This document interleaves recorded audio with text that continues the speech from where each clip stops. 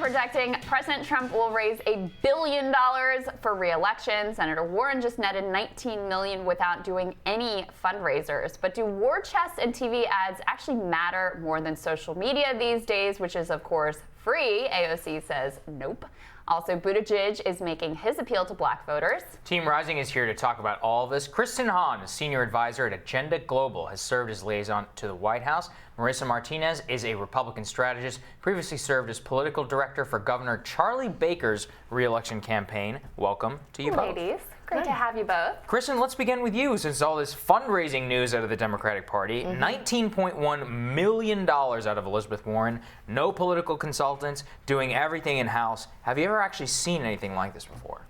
I mean, I think we saw, for the first time, in the midterms, a lot of people bringing in unprecedented campaign cash hauls. I mean, you looked at somebody like Mikey Sherrill in New Jersey who brought in like $2.3 million in a quarter. I don't think that's sustainable. And I think that this is a moment in time. And I think people are getting really sophisticated about their fundraising strategies and their digital small dollar fundraising strategies. So this is organic in some ways, but in some ways, there are a lot of really smart people on Senator Warren's team that are figuring out how to raise those dollars through email and digital programs. It's incredible. And it was a huge jump from her first quarter raise, I think, which was $6 million. And people were saying, I don't know about this whole no fundraiser strategy, but clearly she's making it work.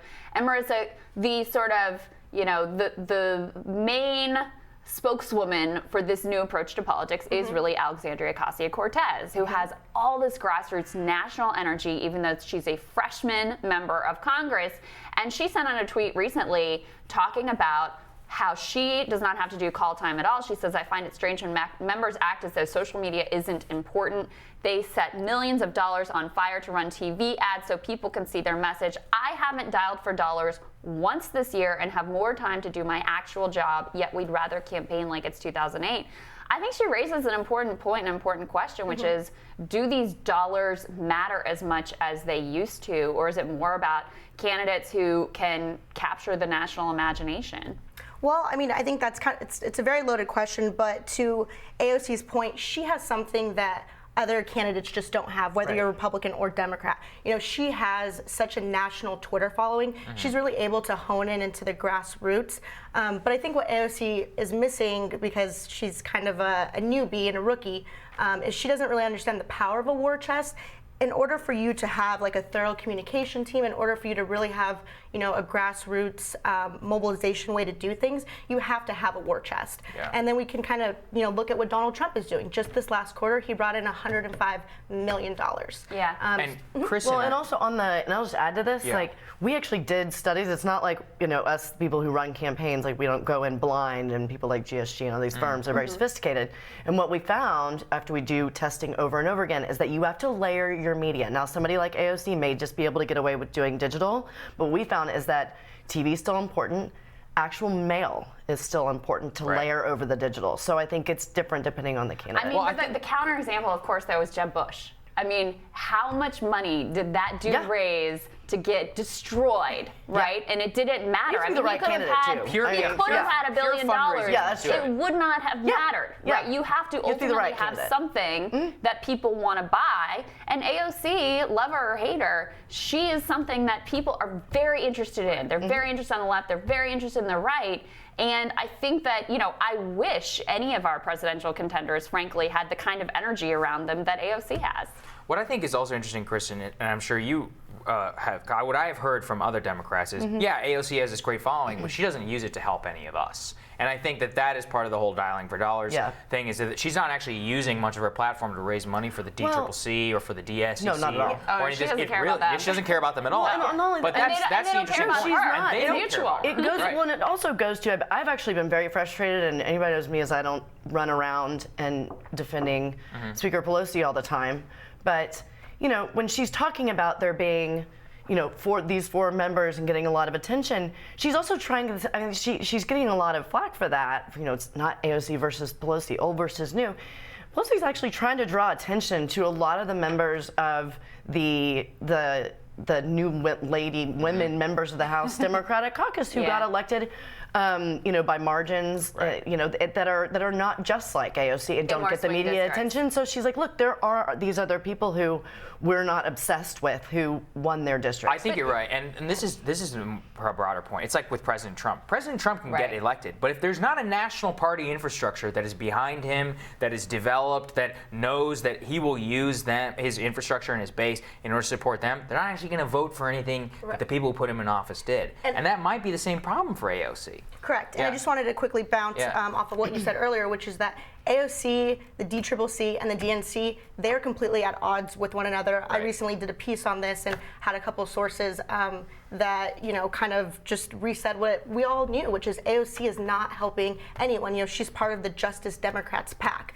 This PAC is going to challenge incumbent and moderate Dems. Pelosi does not want that to happen. So let's again just remember that AOC is kind of batting for herself. Yeah. I don't think that's fair to say she's batting for herself. Does she care about the incumbents in the Democratic Party? Absolutely not. Does she care about the direction of the party and pulling it in a more progressive direction? I mean, that is her mission and her goal is that and she's gonna, end state. And she's going to lose the House on the way to, if that's her strategy. You can't say that she's not been incredibly effective doing it. I mean, if you look at the Green New Deal, she put that on the map. If you look at the question around whether billionaires are moral or not, she put that question on the map. Whatever you think of her, I will question her effectiveness. She knows how to use her microphone. She shaped the entire national conversation as a freshman member of Congress. That's incredible. It's incredible on the messaging front, but I can absolutely question her effectiveness, not just electorally, because most of the races she weighed in the primaries, that candidate did not come through the primary. Now I'm happy about that because you have people like Stephanie Murphy that are now second-term members of Congress because of it. And then also, when we passed gun reform legislation, monumental gun reform legislation, because Democrats took back control of the House, she goes up to the gallery and tells everybody, look down there, the problem isn't the Republicans, the problem's the Democrats. So I think that, her effectiveness, I'm not exactly sure on the floor how effective she's being, but I do agree. She's managed to change I think it's a different goal. It's a theory of political change, it's a theory of power. But to this point, what's going on right now also in the Democratic Party with Pete Buttigieg, he has lost black support between his two mayoral runs that new data is showing, and he's dropping in the polls. And this is one thing interesting, Kristen, that nobody really talks about here, which is you cannot win the Democratic Party if you cannot carry the African American vote. It simply cannot happen. Right. That is what Hillary Clinton rode all the way to the nomination. Right. How is he possibly going to make up any of the ground here? In some cases, he's polling like 0% amongst black voters. Yeah, I mean, you're exactly right, and it's not going to be easy because you have somebody like Joe Biden who has such, deep support in the black community, particularly black women.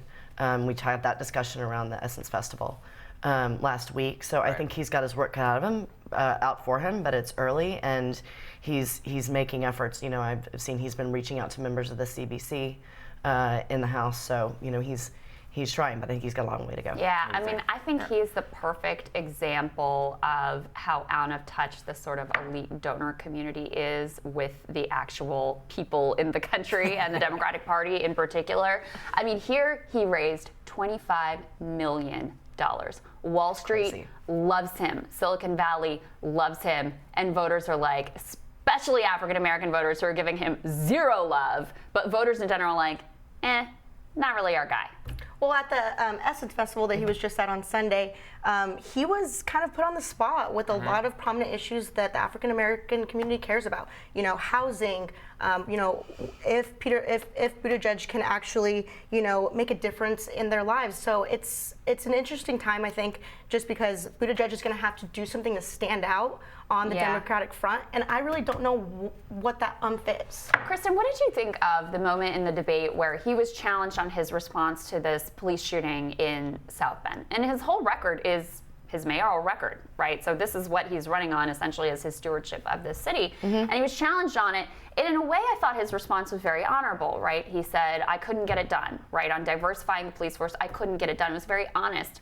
But I wondered for people who were just meeting him, right? And this is their first introduction to him. Seeing essentially his first answer being an admission that he failed in South Bend, I don't know if that was a great look ultimately. I agree with you. I think it's probably split a bit. I think people like honesty, right? You know, people appreciate and feel like I could do better. I want to do better.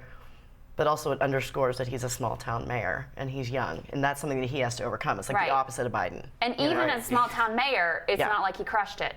Right. That's a good point. Yeah, and it's like he's a tiny, small-sized city of what population 100,000, and it's like okay, well let's take you at your word. And we're looking here at some of this data. I mean, by 2015, whenever he was running again, Western South Bend, which has the largest black community in the city, his support plunged by 20 points. So the people in his district who are black voters do not like him. And then you saw what happened after this most recent police shooting.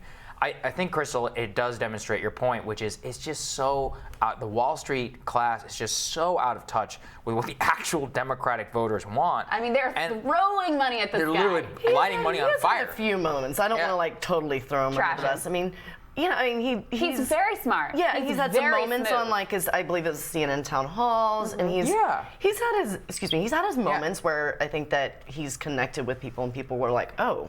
Because, you know, a lot of those donations are smaller dollar donations. Some of them are, but I mean, much of it is... I don't want to totally just say that he's, you know, done everything wrong. I mean, he's at 4% now in polls, which is just not... I mean, it doesn't really seem to be catching on with a large electable constituency. And I think that is what we're all about. Right. And then, Marissa, the other thing is, you know, that we've been tracking here is that the media after the debates were quick to be like, Bernie Sanders is the loser. Right. Bernie Sanders is plunging in the polls. When the polling doesn't really support that, meanwhile, I haven't heard a word about Pete Buttigieg, whose support is looking very soft. Right. I mean, just to go back on his numbers, 4% compared to somebody like Joe Biden, compared to, you know, just the rest of the Democratic, you know, front runners. Again, like, what does Buttigieg have that's going to put him on the map and bump him from 4 to 23 and then continue on? Yeah. You know, I really don't know what he has. You know, I'll give him a little bit of credit. He has done well. But at the same time, is he outshining enough to make a difference in the polls and then to really show America, hey, look,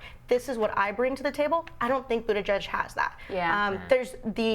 There's just too many people in the primary constantly trying to figure out a way to beat Biden. I think he's very smart. I think he's very smooth. I'm not sure that's what people actually want. Yeah, I echo that. Ladies, stick with us. We got more we want to talk about with you. We'll be right back with more Team Rising after this.